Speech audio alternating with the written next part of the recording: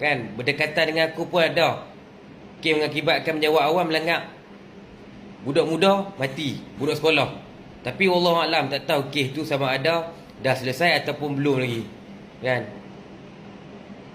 Jadi tak perlulah hampa nak melambat-lambatkan undang-undang tu, kan? Tindakan tu jangan lambat-lambatkan. Kalau kata contoh misal kata kalau kita sebagai orang awam yang langgar penjawat awam, aku rasa kemungkinan lebih cepat dan pantas tindakan tersebut atas individu orang awam yang mengakibatkan kemalangan yang bersabit mati ni.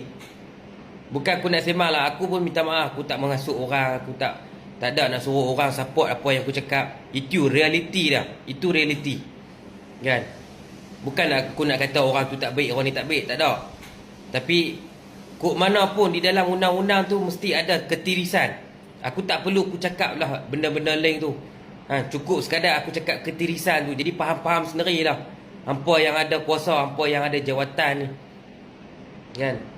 Jangan disebabkan kelalaian, kecuaian hampa tu orang lain nak kena hadap. Dan aku difahamkan arwah remaja yang meninggal tu dia anak yatim piatu. Aku difahamkan dia anak yatim piatu. Dan perjalanan dia semalam dia baru balik daripada kerja.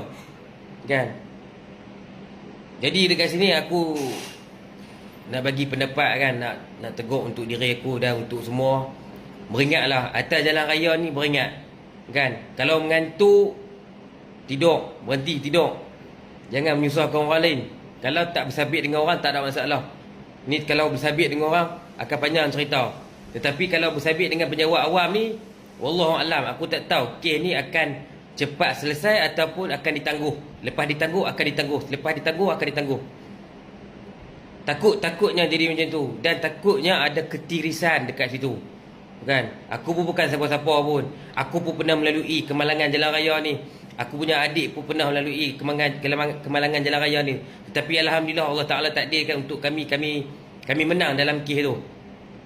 Disebabkan kecuaian individu yang bersabit dengan kami tu. Kan?